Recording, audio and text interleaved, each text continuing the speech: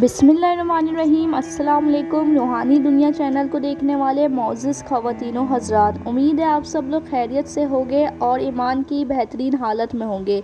آج کی ویڈیو میں حضرت سلیمان علیہ السلام کی وفات کے بارے میں بیان کروں گی کہ ان کی وفات کیسے ہوئی اور وفات ہونے کے بعد بھی وہ 1 سال تک کیسے کھڑے رہے۔ یہ سب کچھ جاننے کے لیے میرے ساتھ رہیے گا، ویڈیو کو آخر تک دیکھیے گا اور ایسی اسلامی واقعات کو قرآن و حدیث کی روشنی میں جاننے کے لیے میرے چینل کو سبسکرائب کر کے بیل آئیکن کو پریس کر دیجیے۔ اللہ تعالیٰ نے حضرت سلیمان علیہ السلام کو بے مثال حکومت عطا کی تھی۔ آپ کی حکومت نہ صرف جنات بلکہ حیوانات اور انسانوں پر بھی تھی۔ پہاڑوں پر رہنے والے جنات انسانوں کی بستی میں آنا شروع ہو گئے اور حضرت داؤد علیہ السلام کے فرما بردار ہو گئے۔ حضرت داؤد علیہ السلام نے اپنے بیٹے حضرت سلیمان علیہ السلام کو نعمت عطا فرمائی، جس طرح اللہ تعالیٰ نے ان کو نعمتیں عطا فرمائی، اسی طرح ان کے جانشین کو بھی نعمتیں عطا کی۔ حضرت سلیمان علیہ السلام کی حکومت میں جنات نوکر کی طرح آپ کے دربار میں حاضر رہتے تھے اور آپ کا حکم مانتے تھے۔ یہ حضرت سلیمان علیہ السلام کے حکم پر بڑی بڑی عمارتیں اور محل بناتے تھے۔ جناتوں میں بہت سارے کافر اور سرکش بھی تھے، مگر پھر بھی وہ حضرت سلیمان علیہ السلام کے فرمان بردار تھے۔ مگر ان تمام نعمتوں کے باوجود حضرت سلیمان علیہ السلام کو موت سے نجات نہیں تھی۔ موت آپ کو بھی ایک مقررہ وقت پر آنی تھی۔ جب ملک شام میں حضرت موسیٰ علیہ السلام نے اپنا خیمہ لگایا تھا، اسی جگہ حضرت سلیمان علیہ السلام کے والد حضرت داؤد علیہ السلام نے عبادت کے لیے بیت المقدس بنانے کا سوچا، مگر عمارت پوری ہونے سے پہلے ہی حضرت داؤد علیہ السلام کی وفات ہو گئی اور پھر آپ نے اپنے بیٹے حضرت سلیمان علیہ السلام کو اس عمارت کے پورا کرنے کی وصیت کی۔ جنات حضرت سلیمان علیہ السلام کے تابع تھے، آپ نے انہیں مسجد کی تعمیر پر لگا دیا۔ بیت المقدس کی تعمیر کے لیے جنات پہاڑوں سے بڑی بڑی چٹانیں اور سمندر سے پتھر لایا کرتے تھے۔ ان پتھروں کو آج بھی مسجد اقصی کے اندر دیکھا جا سکتا ہے۔ حضرت سلیمان علیہ السلام کے خوف سے جنات کام کرتے تھے۔ پھر حضرت سلیمان علیہ السلام کی بھی وفات کا وقت آ گیا۔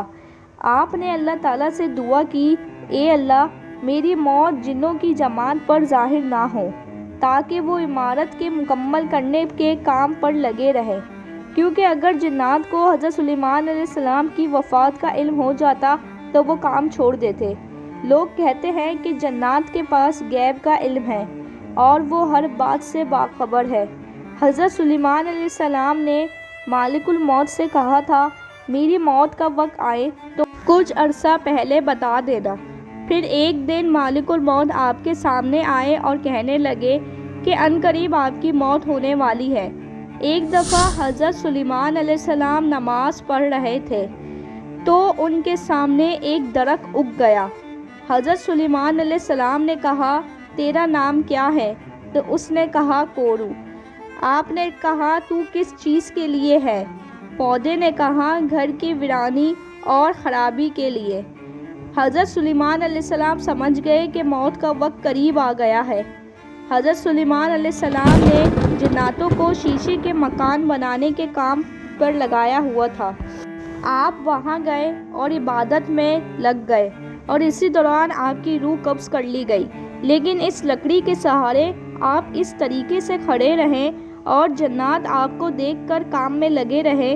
جنات یہی سمجھتے تھے کہ آپ زندہ ہیں اور اللہ تعالیٰ کی عبادت میں مصروف ہے۔ حضرت سلیمان علیہ السلام ٹھیک ایک عرصے تک لکڑی کے سہارے کھڑے رہے۔ حضرت سلیمان علیہ السلام اس حالت میں 1 یا 2 ماہ تک کھڑے رہے۔ اس سے ان کو حیرت نہیں ہوئی، کیونکہ وہ یہ چیز دیکھ چکے تھے کہ حضرت سلیمان علیہ السلام 2 مہینے تک ایسے ہی کھڑے رہتے ہیں اور عبادت میں مصروف رہتے ہیں۔ نبی پاک صلی اللہ علیہ وسلم نے ارشاد فرمایا ہے کہ اللہ تعالیٰ نے زمین پر حرام کر دیا ہے کہ وہ انبیاء کرام کے جسم مبارک کو کھائیں، لہٰذا حضرت سلیمان علیہ السلام اسی حالت میں کھڑے رہیں۔ آپ جس لکڑی کے سہارے کھڑے تھے اس لکڑی کو دیمک نے کھانا شروع کر دیا اور وہ لکڑی ٹوٹ گئی۔